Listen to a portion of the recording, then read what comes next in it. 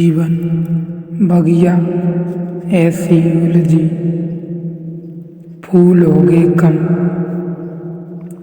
कांटे ज्यादा, सिमटा जीवन, डूबी सांसें, आना है तो अब भी आजा।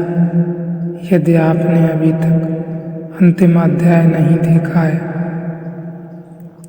तो कृपया करके अंतिम अध्याय देखें, उसके बाद ही इस अध्याय में प्रवेश करें। उसका कारण है, अगर बहुत ठीक से समझें तो कान के लिए जो ध्वनियाँ प्रीतिकर लगती हैं वे इसीलिए प्रीतिकार लगती हैं कि भीतर और अप्रीतिकर ध्वनियाँ चल रही हैं। भीतर और उपद्रव अराजकता है।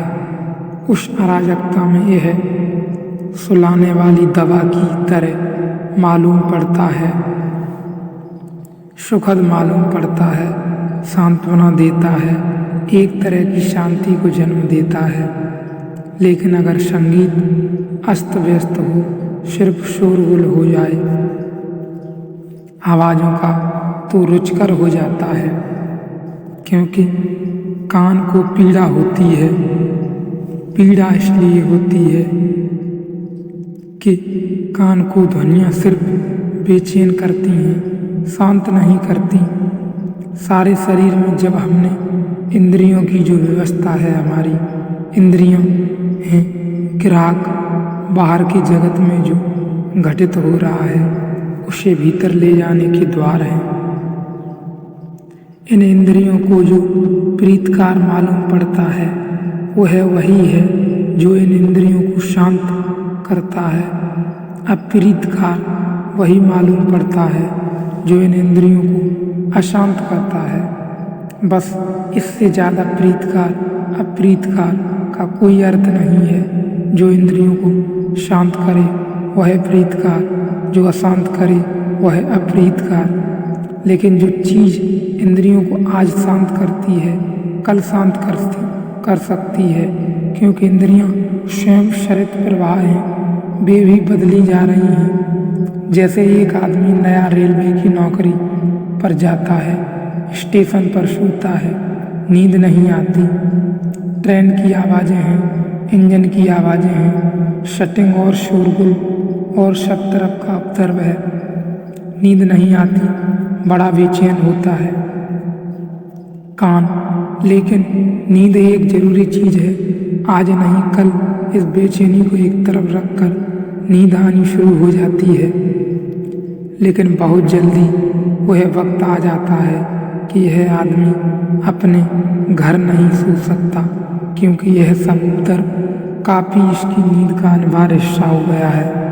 यह हो तो ही यह सो सकता है, यह न हो तो यह नहीं सो सकता। यह इसका क्रियाकांड का हिस्सा हो गया है। इतना उपद्रव चाहिए ही। बहुत लोग मेरे पास आते हैं, वे कहते हैं बड़ी मुसीबत है, बड़ी बेचैनी है, बड़ी अशांति है।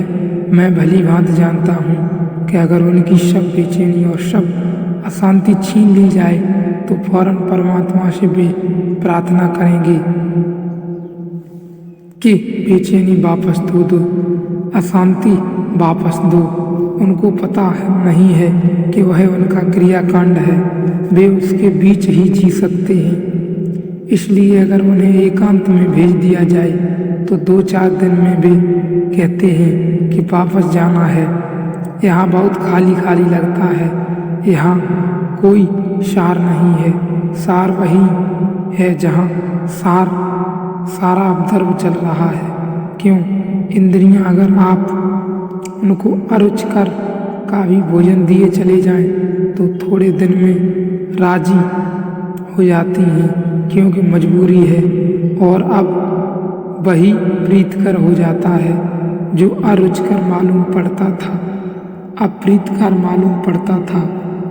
अगर आप रुचिकर का भोजन दिए चले जाएं तो रुचिकर बार बार लेने से इंद्रिय का स्वाद मर जाता है। वही रोज रोज देने से उसकी संवेदना क्षीण हो जाती है, वही अरुचिकर मालूम पड़ता है।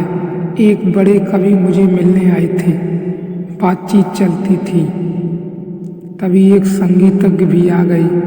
उन संगीतज्ञ ने कवि को कहा कि कोई एक आध कविता सुनाए। उन कवि ने कहा, क्षमा करें, कविता से इस तरह बुरी ऊब गया हूँ कि कुछ और चलेगा। कविता नहीं, बड़े कवि हैं, कविता से ऊब गए हैं, ऊब ही जाएंगे। और इसलिए अक्सर दुनिया में अनूठी घटना घटती है कि आदमी जिंदगी में कई बार छलांगे ले लेता है। बड़े बुद्धिमान आदमी कई बार बड़े गैर बुद्धिमानी के काम करने लगते हैं। वहाँ सिर्फ बदलाव है, वह सिर्फ बदलाहट है, ऊब है।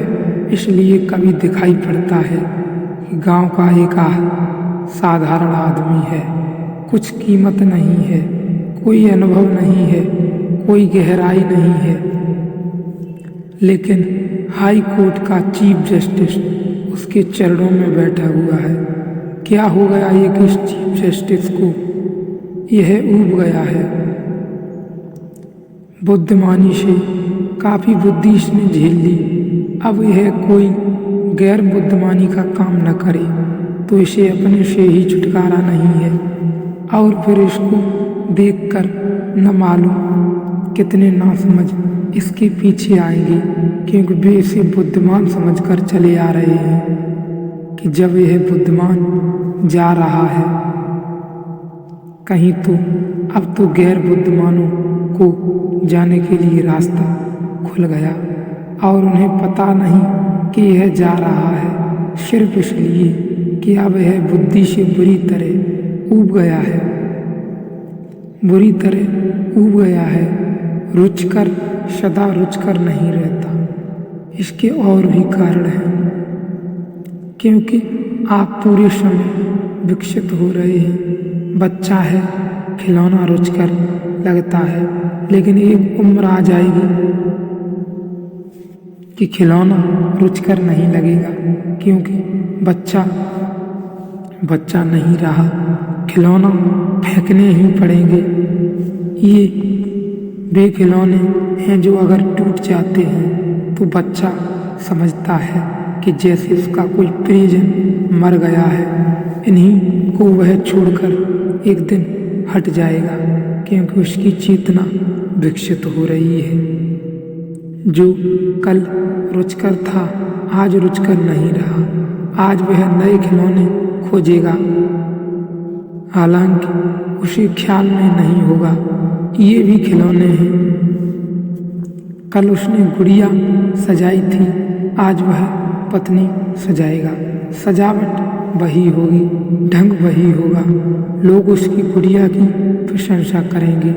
यह कल चाहा था, आज उसकी पत्नी की प्रशंसा करें चाह रहा है, चाहा जाएगा। लेकिन गुड़िया थी, उसकी पत्नी की प्रशंसा इसीलिए किसी दिन फेंक दिया तो कठिनाई नहीं हुई। अब यह पत्नी को फेंकना इतना आसान पड़ने वाला नहीं। गुड़िया को तो एक दिन फेंक दिया और आज नहीं कल इसके भी पार हो जाएगा मन, तब बेचैनी खड़ी होगी, तब पुराने किए वादे और आश्वासन बाधा बनेंगे। तब अपने से ही बंधा हुआ आदमी पाता है कि यह तो मैंने ही कहा था, अब इसको मैं भी मुश्किल हूँ और भी मुश्किल है, और बात भी खो गई, यह सजावट भी खो गई। अब इसमें भी कोई रस न रहा कहने में कि यह खेल ही था।